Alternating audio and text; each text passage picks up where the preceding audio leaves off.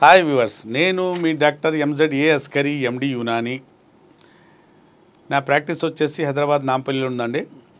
నేను మగవాళ్లలో sex problems, అంగస్తంభన సమస్య, erectile dysfunction, ప్రీమ్యాచ్యూర్ ejaculation కోసం చూస్తుంటానండి. ఇప్పుడు ఆడవాళ్ళలో ఏం చూసి మగాడు సెక్స్కు ఆకర్షణ అవుతాడు అంటే ఏ అవయవాలు చూసి సెక్స్కి గురి అవుతాడు, సెక్స్ కామకోరికలు గురి అవుతాడు మగాడు అంటే వాళ్ళ వక్షజాలు, బ్రెస్ట్ చూసి ఒక మగవాడు సెక్స్కు ఆకర్షణగా అవుతాడు. అంటే సెక్స్ వైపు వెళ్తాడు, అర్జీ కలుగుతుంది, అరౌజల్ కలుగుతుంది. అలాగే స్త్రీలకు కూడా మగవాడి అంటే మన పార్ట్నర్కి మగవాడి అంగం సైజు బాగుండి పెద్దగా ఉండి ఆమె కూడా సెక్జువల్ అరౌజల్ పొందుతుంది, అర్జీ పొందుతుంది, అర్జీ కలుగుతుంది ఆమెకు కూడా సెక్స్వల్గా. అయితే ఇప్పుడు అంగం పెద్దగా ఉంటే ఒక మగాడు కూడా సెల్ఫ్ కాన్ఫిడెన్స్ బాగా ఉంటుంది, పార్ట్నర్ కూడా బాగా భావి ప్రాప్తి కలిగించే వరకు సెక్స్ చేయగలుగుతాడు, ఆమె కూడా తృప్తి పొందే వరకు, ఆమె కూడా అనుభూతి పొందే వరకు సెక్స్లో సెక్స్ చేసే అంత సత్తా ఉంటుంది అనుకోడు. ఆ ఇచ్చే స్ట్రోక్లకు, ఆ అంగం గట్టితనానికి, ఆ దొడ్డుతనానికి ఆమె కూడా హాయిగా సెక్స్కు మస్తు ఎంజాయ్ చేస్తుంది. ఆమె కూడా బాగా అంటే పార్ట్నర్ కూడా బాగా ప్లెజర్ పొందుతుంది. అయితే ఇవాళ టాపిక్ ఏంటంటే అంగం పెద్దగా ఉంటే బాగుంటుందా, చిన్నగా ఉంటే బాగుంటుందా అనేది ఈ మధ్య కాలంలో ఒక స్టడీ జరిగింది, సర్వే జరిగింది. దాని మీద 60 మంది మహిళలకు, స్త్రీలకు అడిగిన క్వశ్చన్ ఏంటంటే మీకు పెద్దగా ఉన్న అంగం ఇష్టమా, చిన్నగా ఉన్న అంగం ఇష్టమా అని అడిగితే దాంట్లో 58 స్త్రీలు అన్న విషయం ఏంటంటే మా పార్ట్నర్ అంగం పెద్దగా ఉంటేనే మాకు ఇష్టం అన్నారు. మా పార్ట్నర్ అంగం పెద్దగా గట్టిగా ఉంటేనే మాకు ఇష్టం అన్నారు 58 ఆడవాళ్ళు, అంటే స్త్రీలు.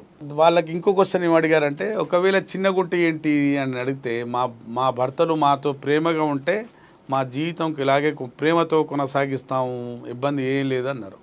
కానీ ఫస్ట్ ఇష్టం తెలియపరిచింది ఏంటంటే పెద్దంగం మీదే వాళ్ళు పెద్దంగానికే ఇష్టపడ్డారు. అంటే నేను చెప్పేది ఏంటంటే ప్రతి మగవాడికి చెప్పేది, అంగస్తంభన సమస్య ఉన్న వాళ్లకు అంగం కుచించుకుపోయి ఉంటుంది, చిన్నగా అయిపోయి ఉంటుంది. హస్తప్రయోగం చేసే వాళ్ళలో అంగం సైజు తగ్గిపోయి ఉంటుంది. పెళ్ళి కాక ముందైనా పెళ్ళి తర్వాత అయినా మీ అంగం చిన్నగా అయిపోయింది అనుకోండి, వంకర అయిపోయింది అనుకోండి, అంగం మూలం అంటే రూట్ ఆఫ్ ది పెనిస్ పల్చగా అయిపోయింది అనుకోండి, మీ చక్కటి పరిష్కారం పెట్టే తైలాలు తిలాలు ఉంటాయి. మళ్ళీ పోయిన సైజు మళ్ళీ పెద్దగా అవుతుంది, సన్నగైన అంగం మళ్ళీ లావు అవుతుంది, దొడ్డుగా అవుతుంది, మళ్ళీ పాత సైజు మొత్తం వచ్చేస్తుంది. లేని సైజు రాదు, మొదటి పుట్టుకతో ఉన్న సైజు అంతే ఉంటుంది, కానీ మధ్యలో పాడైన సైజు మాత్రం మళ్ళీ పూర్తిగా వచ్చేస్తుందండి.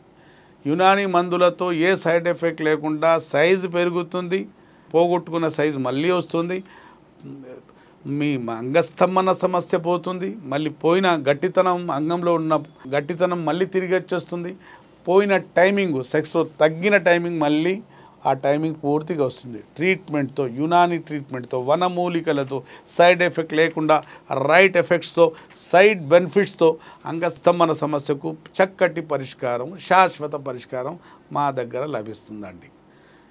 మీ ఈ స్క్రీన్ మీద వచ్చిన నెంబర్లతో మీరు నాకు సంప్రదించవచ్చు, ఆన్లైన్ పెయిడ్ కన్సల్టేషన్ తీసుకోవచ్చు, లేదా నా దగ్గరలో ఉంటే నేరుగా వచ్చి చూపించుకొని మీరు ఈ సమస్యలతో మీరు బయటపడవచ్చు. అప్పుడు టైం సెలవు అండి. మీ డాక్టర్ అస్కరీ ఎండి యునాని.